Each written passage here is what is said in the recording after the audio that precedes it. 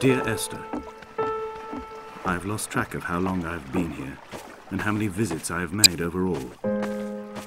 Certainly the landmarks are now so familiar to me that I have to remind myself to actually see the forms and shapes in front of me.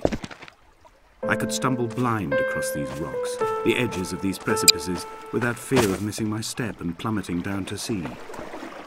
Besides, I've always considered that if one is to fall, it is critical to keep one's eyes firmly open.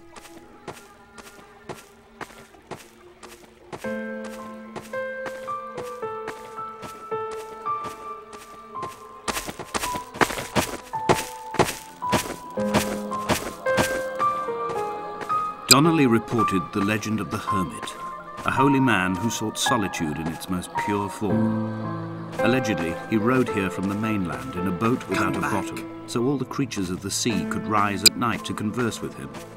How disappointed he must have been with their chatter. Perhaps now, when all that haunts the ocean is the rubbish dumped from the tankers, he'd find more peace. They say he threw his arms wide in a valley on the south side, and the cliff opened up to provide him shelter. They say he died of fever 116 years later. The shepherds left gifts for him at the mouth of the cave, but Donnelly records they never claimed to have seen him. I have visited the cave and I have left my gifts, but like them, I appear to be an unworthy subject of his solitude.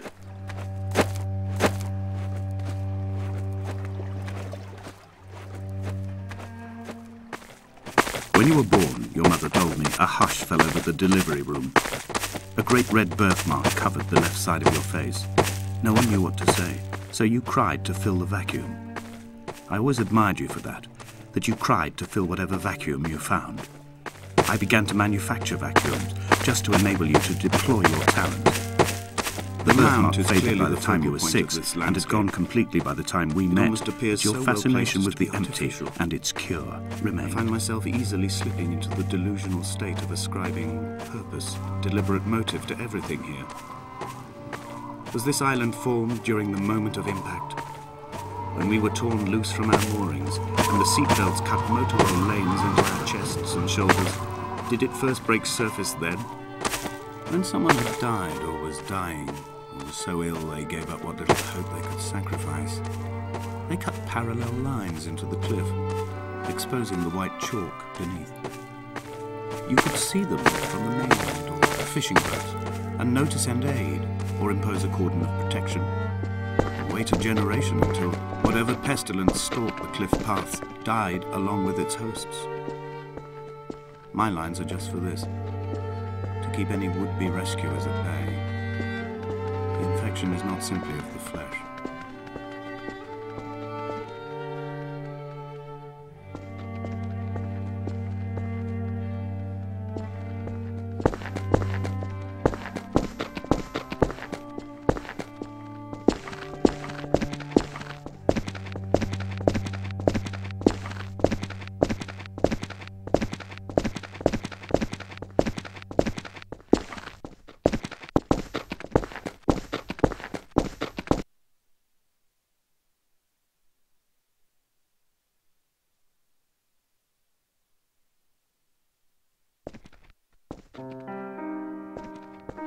Dear Esther, I have now driven the stretch of the M5 between Exeter and Bristol over 21 times.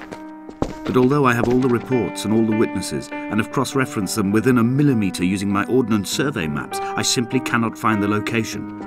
You'd think there would be marks to serve as some evidence. It's somewhere between the turn-off for Sanford and the welcome brake services, but although I can always see it in my rear-view mirror, I have as yet been unable to pull ashore.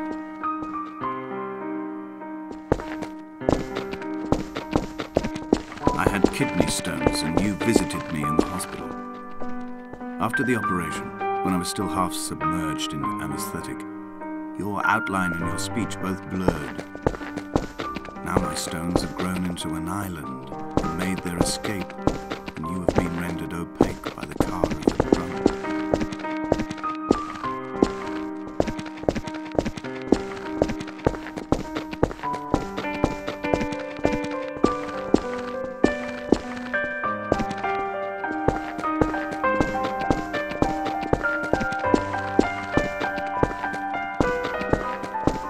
only at night that this place makes any sluggish effort at life. You can see the boy and the area. I've been taking to sleeping through the day in an attempt to resurrect myself. I can feel the last days drawing upon me. There's little point now in continuation. There must be something new to find here. Some nook or some cranny that offers a perspective worth clinging to. I've burnt my bridges. I've sunk my boats and watched them go to water.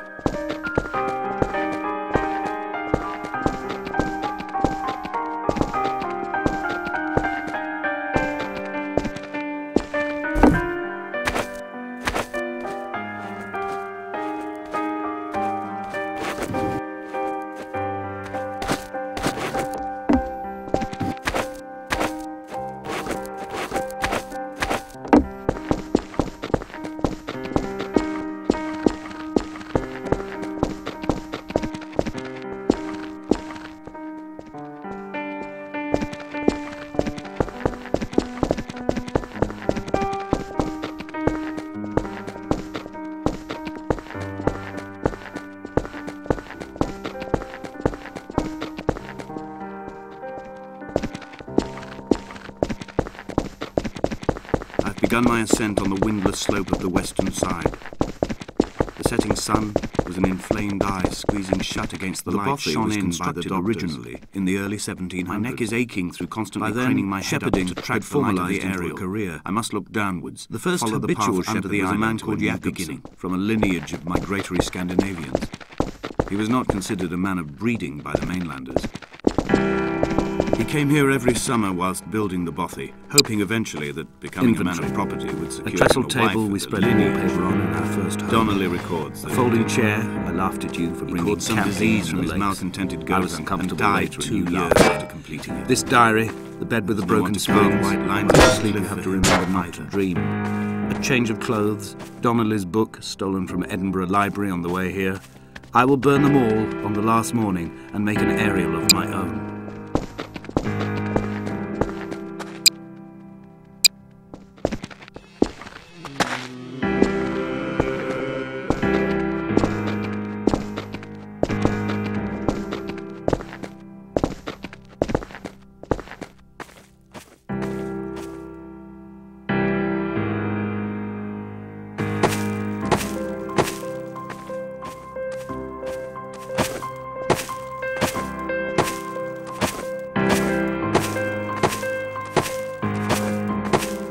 What to make of Donnelly, the laudanum and the syphilis?